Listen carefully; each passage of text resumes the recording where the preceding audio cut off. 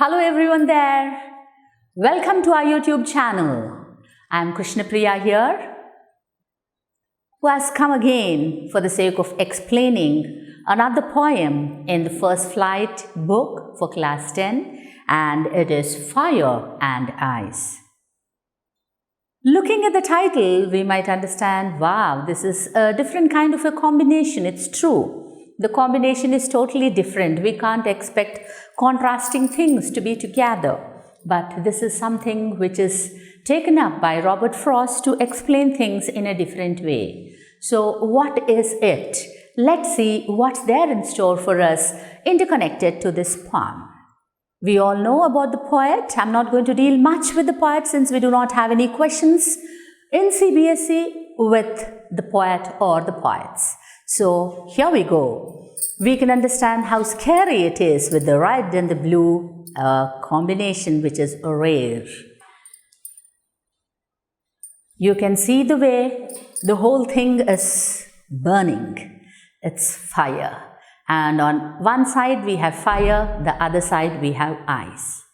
So, how do you think we can get any kind of clarity about what can happen if there is fire or if there is ice? Is fire going to cause any kind of a problem, or is it ice that's going to cause any kind of a problem?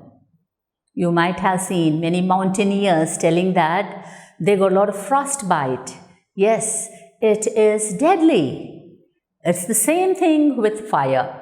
Fire and the problem that the fire causes when it is not tamed, we all know. It is deathly. But majority of us do not know the problem that ice causes. It's because we do not get that much of exposure to ice. Let us see what this short poem by Robert Frost is and what is the inner meaning, the profound meaning. Let's go to the introduction first before we proceed further. Robert Frost's poem Fire and Ice expresses the profound idea that the world would end in either of the two ways. Is it necessary to talk about the world ending? Yes, it's an inevitable thing. It's because almost all varieties of scientists talk about it. Why is it that each and every scientist is raising a hue and cry about it? It is because we are causing a lot of destruction. How is that we are causing a lot of destruction? It's because of our selfishness. So, the poet here compares fire and ice to two human emotions. One is hatred and the other is desire. And these two things, the poet has taken these 2 points and he has made us understand that everything, the whole world, is surely going to be destroyed because of these 2 elements in the human beings. And the emotions are hatred and desire, and if we take the physical components, it is the fire and ice. So, both of them are equally catastrophic. That is, they can cause death, they can cause destruction, they can cause total end. So, let's see the whole poem line by line, but first, let me read out the whole poem for you. Fire and ice. Some say the world will end in fire, some say in ice. From what I have tasted of desire, I hold with those who favor fire. But if it had to perish twice, I think I know enough of hate to say that for destruction, ice is also great and would suffice. Reading the short poem, we might get a little bit of a thought. What are the things that this fire and ice can cause? Let's go line by line. Let me take the first 4 lines. It's a very short poem of 9 lines. Some say the world will end in fire, some say in ice. From what I've tasted of desire, I hold with those who favor fire. So we have the simple meanings here. The meanings of desire, which every one of us know. It's a strong feeling like you want something. And these things which are used for desire, let me tell you one thing here is, it might not be that it's a thing which you should require. It might not be something which you should have compulsorily. And that's the reason why it might cause some kind of a negative result. And the other word which is new. It's not new, you might have heard it already, but let's make ourselves clear with that, and that's favor, approval, support, acceptance. We take all these things for favor. So the poem expresses the profound idea that the world would end in one of the ways, fire or ice. So we know that fire and ice cause too much of destruction. When we see these two words, fire and ice, we understand that they are destructive. It is because we have here people who argue, people who discuss, the scientists especially. In case they say that, come on, we are utilizing so much of chlorofluorocarbons, we are making our life comfortable at the expenses of others. Others here are all the other living creatures. So what are we causing? We are making the earth get heated up from inside. And that is the reason why the poet says that he is ready to accept the idea of the scientists or one group of people who say that fire is the cause of destruction. So does he say that it's only fire which can cause destruction? I don't think so. It is because he is giving equal importance to fire and ice. So why is it that he gives equal importance to fire and ice? It is because they are destructive. Anything in small measure, a measure where you can tame, is good. If it exceeds the limit, then it is destructive. So, he is telling that the whole of the earth, which gets heated up, in case I am drawing the whole earth in this way, it gets heated up from within. The rays of the sun come into it. It's getting heated up. So, what happens? We can find all these fiery things. The whole world is getting heated inside and outside, and ultimately, it is total destruction. All the life forms are going to perish. That is what he says about fire. And he is telling that he is in favor of those people who tell that earth is going to have an end with fire. Now let's see what's the next thing. Some say the world will end in fire, some say in I. From what I've tasted of desire, I hold with those who favor fire. I have put this again here so that in case you had missed something in the previous part, let's see. So, what are the people in the second group telling? That is the scientists. They argue, they discuss. Let's not say argue, it is discussion. It is because they're saying that if the temperatures are coming down, we had seen in the previous one, when there is fire, if the temperatures were going up, what was happening? The earth was getting heated. And when it is getting heated, what is happening? It's causing destruction. Same kind of philosophy is applicable when the whole world is getting lower and lower in the temperatures.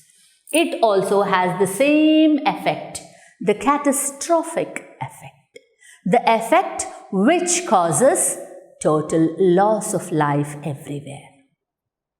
And once again, we have here these two words, hatred and desire.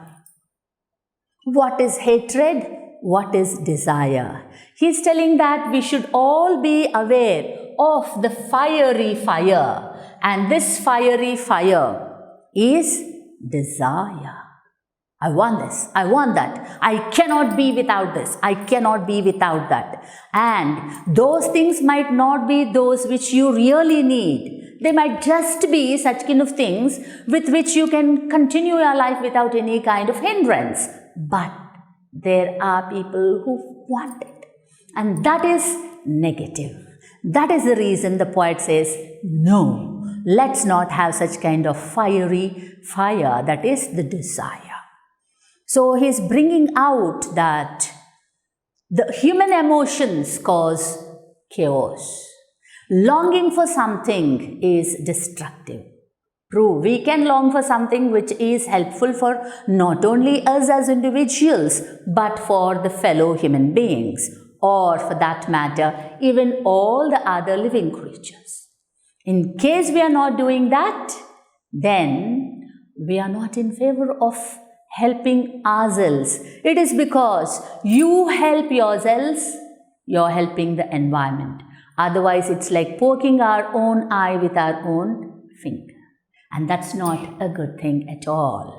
But if it had to perish twice, I think I know enough of hate to say that for destruction eyes is also great and would suffice. He now continues to talk about how he is making us understand that the world is going to perish. Perish, to die. What is suffice? Be sufficient. That means it is enough. In case it is enough, you say, yes, suffice is enough.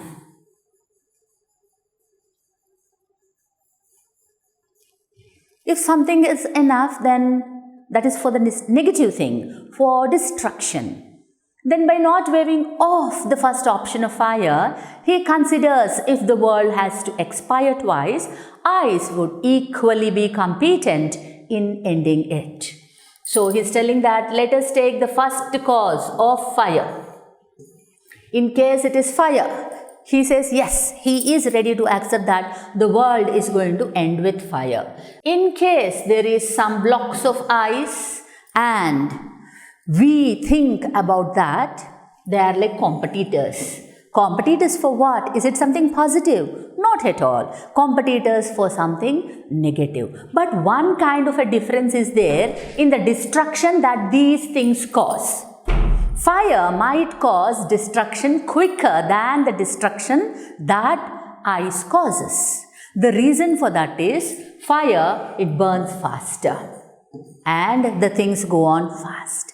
But when it is ice, it is slow, but it is steady. The meaning of it is the process of becoming cool starts slowly and it continues, like getting cooler and cooler is increasing by the day. Maybe by week, by month, by year. And so what will happen? You might not find this destruction caused by ice immediately, but it is an inevitable thing. It happens compulsorily.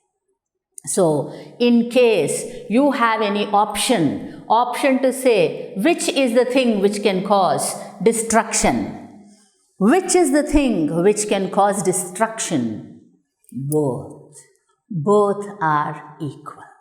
That is what the poet says. Let's see the next literary devices here. The rhyming scheme, it's very simple and easy. It's because we have ABA, ABC and BCB. In order to find out what are the words that are there, let us see what are the words that we have. We take the book, you see, you have in the first stanza, the last word is fire. Let me write here. And in the second line, you have ice. And the third line, you have desire. And the fourth line, you have fire. Fifth line, you have twice. Let me write the numbers. 1, 2, 3, 4, 5. And let me write here 6, 7, 8, 9. So the sixth one is hit, The 9th one I'm writing first, suffice. The 8th one is great. And we have ice. Looking at all these words, we can understand very easily this rhyme scheme. A, which is A? Here, fire, the sound of ire, desire, fire. I think it's easy for you to understand, isn't it? Ire, ire, ire. We have got it in 3 places. Correct? And then we have the B sound. That is, we are taking the literary devices for the rhyming scheme with the B, where you have the sound of ice. Ice. So we have ice, we have ice, we have ice, ice. We have all these places, we have ice. And these are all B, B, B and B. And hate and great, we have C. I think it is understood. With fire, we have A, and then we have with this B, B, B, B, and these two are C and C. In this way, we have ABA, ABC, and BCB. And the next one that we have is assonance. So, what is assonance? Let us deal with assonance. You might have seen alliteration. Before I start with assonance, let me talk about alliteration. The reason for that is alliteration and assonance must be understood together so that you will not be able to get any kind of a confusion. When it is alliteration, we check for the repetition of the consonant sound in the beginning of any word which are adjacent, that is close by, in any given line. That must be borne in mind. I repeat, the consonant sound must be in any given line in the beginning of a word. So it can be for minimum of 2 words. But what is assonance? Assonance is not like that. Assonance is the sound. See, it is the repetition of the vowel sound in the same line. And it's not particularly in the beginning. It can be anywhere for the word. Now, in this sentence, we have the long sound of O. And for what sentence it is? I hold with those who favor eyes. For this sentence, I hold with those who favor eyes, we have the O sound repeated, and that is assonance. A repetition of vowel sounds in the words, but in any particular given line. So, A, E, I, O, U. You get any of those sounds repeated, then we call it as assonance. Alliteration, only the consonant sound in the beginning of any word, and that too in any given line, they must be placed closely.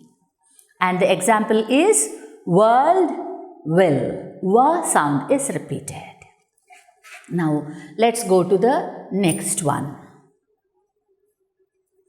The other literary devices, we have imagery and anaphora. So, what is imagery?